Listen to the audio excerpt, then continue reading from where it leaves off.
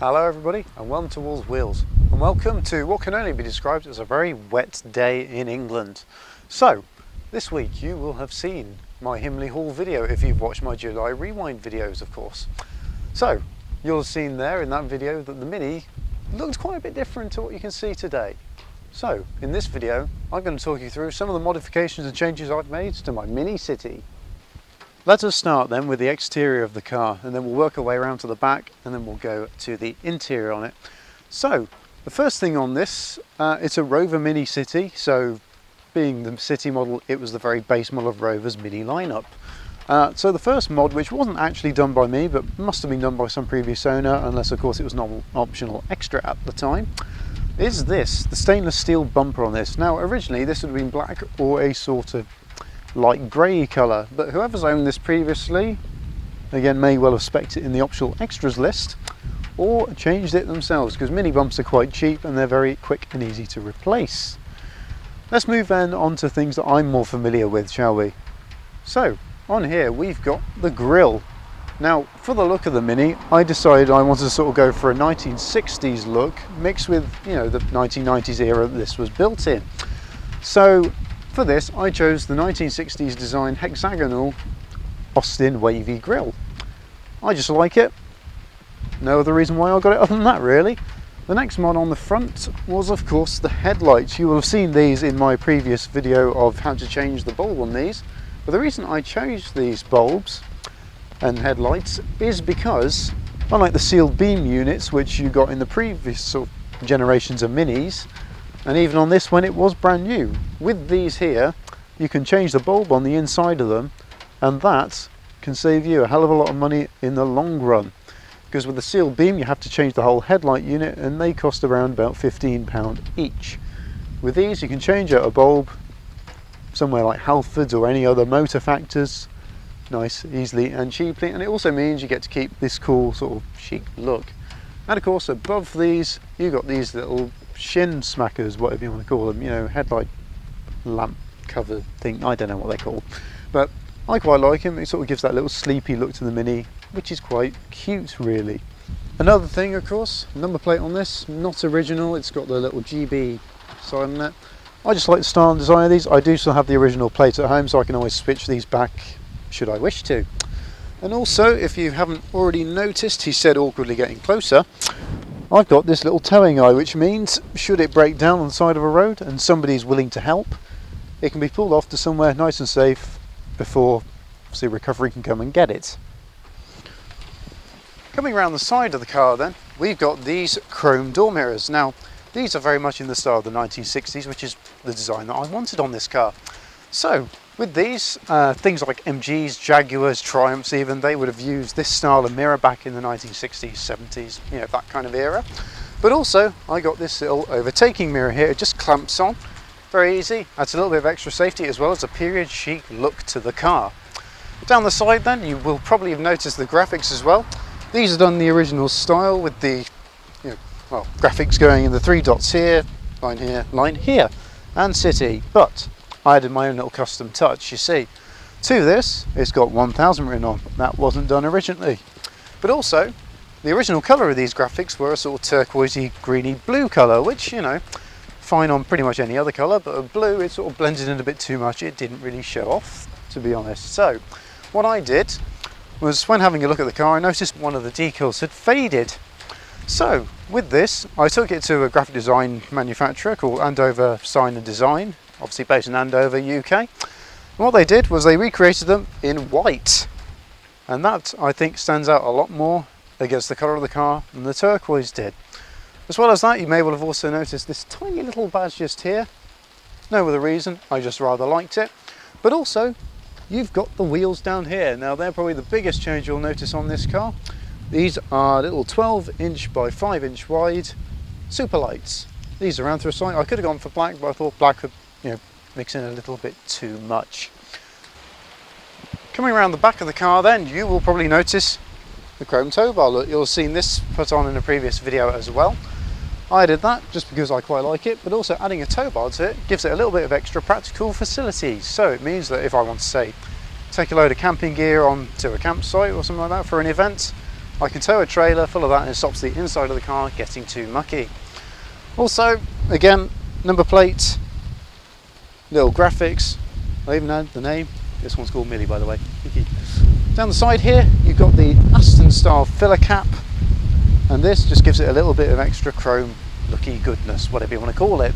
Down the side here, exactly the same to the other side bar the overtaking mirror, so I don't need to show you that again. Now we'll work our way inside the car. So if I open the boot just here, oh, look at all the changes. So I've got all my tools because inevitably it's an old car, it will break down at some point. Inside here, what I've done, I made all this by the way, so what I've done here, made up all this interior carpet and boot load, so it's even folded around the rear wheel arch. This gives a little bit of extra protection to the back of the car, so if I want to put anything in the boot, it stops it from scratching the paintwork and all that. But also, this provides a good mount for my amplifier here, which will give you a little hint as to something you're going to see inside the car in a minute. It's getting rather wet now. Oh, finally in somewhere dry. So, for the interior changes, what have we got? Well, with this we have got the stereo center console with Pioneer head unit, little USB chargers, and of course your 12-volt socket, little Rover badge on there, rather nice. And of course this is sort of roughly colour coordinated as best as possible to the colour of the car. So we got grey sides and blue face on it. You've also got the speaker pods in here, so they're just obviously to house the speakers. These ones are 6-inch and they supply a very good sound indeed. In the back we've got 6x9s under the rear seat, and also in the back we've got these other 6-inch ones. These ones here are raised because that way then it means I don't have to drill into the bodywork, which means I can easily reverse the car back to standard for that front at least, should the day come when I have to sell this car. Hopefully that won't be anytime soon, but you never know what the future's going to hold. Inside the car then, as well as the speaker system here, we've also got these little tweeters, which I didn't mention a moment ago. But down here you've got the pedal box. Now, in the usual Mini, you'd get sort of little black rubber pedal covers, think sort of everyday car you find on the market these days. For this, because the Mini modification scene is quite large and diverse, unlike the car itself, which is really rather small, I've gone for blue pedal covers. Now these of course match the paint colour of the car, but as well as that they got the Union Jack, which is there because it's quite cool and I rather like it and adds a good little custom feature to the car. Moving around then to the front of the car, we're back outside once again, but I haven't shown you the engine yet, so come on, we'll go and have a look at that.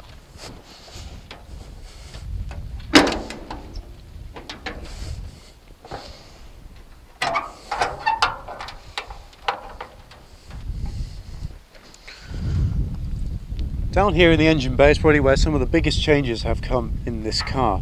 So, what I've changed about here is the rocker cover is now blue, of course, to match this. The little oil filler cap has now got a Paddy Hopkirk logo on it, which is just a little subtle touch, you know. Little breather pipe here has got its own little filter, which is quite neat and cool.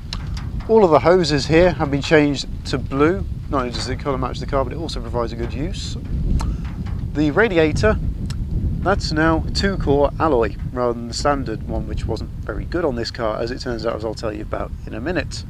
Also, the little weather shield here is now clear acrylic, so you can see through the engine when it's of course clean, which at the moment it isn't. And of course we've got the spark plugs and HT leads. Now sparks have been changed, there's nothing really that different about those, but the HT leads are blue. I changed the radiator and indeed pretty much the whole entire cooling system on this car because it kept overheating.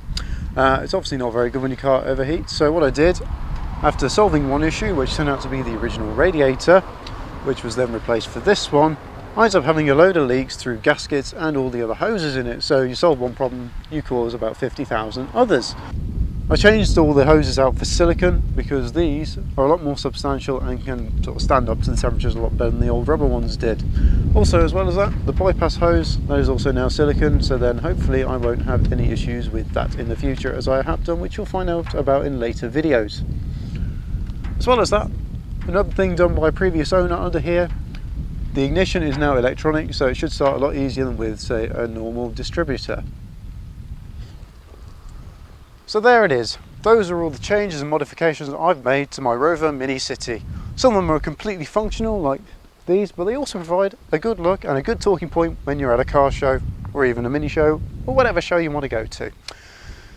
The good thing about all these mods on this car is that they're all 100% completely reversible. So it means should I want to put the car back to stock because I've kept all the original bits for it, I can. And that way then, should, as I said earlier, one day somebody else come along and want to buy it, I want to sell it, it means it can go back to stock and somebody can have it as was or as it currently sits. Anyway guys, I hope you've enjoyed watching this video. Please feel free to leave a like or dislike if you really didn't like it. Feel free to leave a comment down below. I do like having a good conversation with you guys down there, as you've probably seen from previous videos. And as well as that, if you want to see more of this kind of content and things coming up in the future, feel free to click that subscribe button down below for plenty more videos to come. Thank you very much for watching guys, and I'll see you in the next video. Farewell.